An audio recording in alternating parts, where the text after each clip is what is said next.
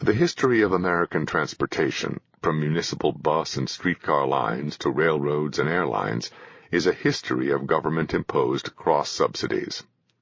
Initially, municipal transit was privately owned by a number of firms operating streetcars along various routes. The creation of citywide franchises, monopolies, was usually accompanied by fixed fares, regardless of distance traveled or transfers required. Short-distance passengers subsidized long-distance passengers. The effects were not only distributional but allocational. More resources were devoted to carrying people long distances than would have been if the true costs had been conveyed to those using the service. Therefore, the creation of suburbs and central business districts was subsidized at the expense of people living in the city and of neighborhood enterprises. The question is not which of these residential or business arrangements is better in some categorical sense. The point is simply that cross-subsidy conveyed false economic information to those making decisions as to where to live or shop, and the fact that the subsidy never appeared in a government budget conveyed no information at all to the electorate. Like most price discriminators, municipal transit was vulnerable to competitors who chose to serve the overcharged segment of their customers. Around 1914 to 1915, the mass production of the automobile led to the rise of owner-operated bus or taxi services costing 5 cents and therefore called jitneys, the current slang for nickels.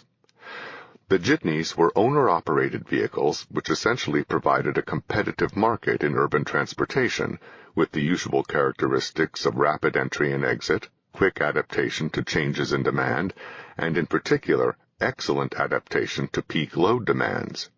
Some 60% of the jitney men were part-time operators, many of whom simply carried passengers for a nickel on trips between home and work.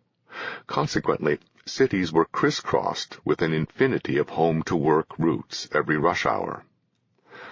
The jitneys were put down in every American city to protect the street railways and, in particular, to perpetuate the cross-subsidization of the street railways' citywide fare structures.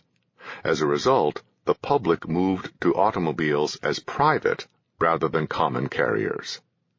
In short, the cross-subsidy scheme not only distorted the location of homes and businesses, it artificially increased the need for private automobiles by forcibly preventing or restricting the sharing of cars through the market.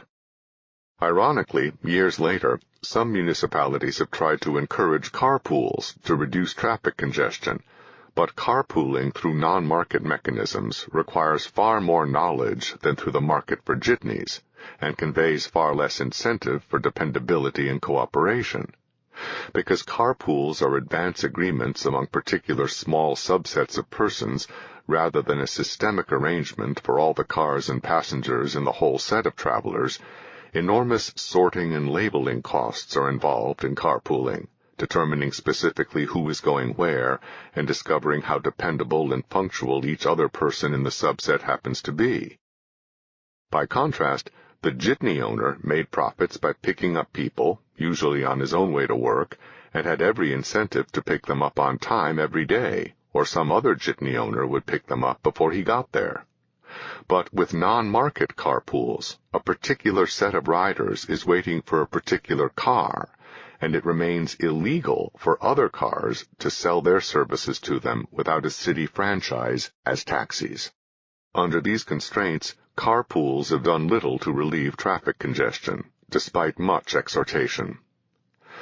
The rush-hour traffic congestion caused by thousands of people going to work separately in individual automobiles has been denounced by social critics as irrational and explained by some mysterious psychological attraction of Americans to automobiles. It is, however, a perfectly rational response to the incentives and constraints conveyed. The actual costs and benefits of automobile sharing are forcibly prevented from being conveyed by prices. As in other areas, claims of public irrationality are a prelude to arguments for a government-imposed rational solution to the problem. Also, as in other areas, it is precisely the government's use of force to prevent the accurate transmission of knowledge through prices that leads to the suboptimal systemic results, which are articulated as irrational intentional results of a personified society. Private force is used to prevent price transmission of knowledge of the availability of drivers. Many unemployed people are perfectly capable of driving, but are prevented from competing for such work, either as employees or as owner-operators of vehicles. Labor unions are the private force. This is not metaphorical force, though it may be infrequently exercised force, as in armed robberies, because both sides understand the situation. If any unemployed worker receives X dollars as unemployment compensation, but would rather work at 2X, he will be prevented from doing so if the union wage is 3X. It is not enough that the union have a contract for 3X with a given employer, such as a bus company or taxi fleet. The unemployed individual could work for 2X for himself or for a non-union firm, if this were not prevented by union threats and/or government force applied directly to make these other options illegal. Unions do not simply set the wages paid on a predestined number of jobs. The wage rate charged determines how a certain task will be performed, that is, how many jobs it will involve. In the case of municipal transit, high wage rates for bus drivers create incentives for large buses, the substitution of capital for labor in transporting a given number of passengers. A leading transportation economist estimates that about 8 passengers per vehicle would be optimal in a system where prices were allowed to convey accurate costs of vehicles, drivers, and roads, in contrast to the usual 40 to 50 passenger buses actually used. If only 1/5 as many passengers were carried per bus, there would be 5 times as many small buses, meaning 5 times as many jobs for drivers and only 1/5 the waiting time between buses for passengers. It would also be possible to have a far greater variety of bus routes, as the jitneys had, rather than clogging a few main thoroughfares during rush hours and letting passengers off farther from their destinations than necessary, as at present. Under these conditions, buses would also be a far more attractive alternative to private automobiles for many people. Disastrous as the effects of political decision-making have been in municipal transportation, it is by no means irrational politically. Indeed, the same set of policies have emerged in so many different cities across the country and reappeared again and again in national transportation policy regarding passenger railroads and airline routes that it is clearly a consistent effect reflecting consistent causes rather than anything as random as irrationality.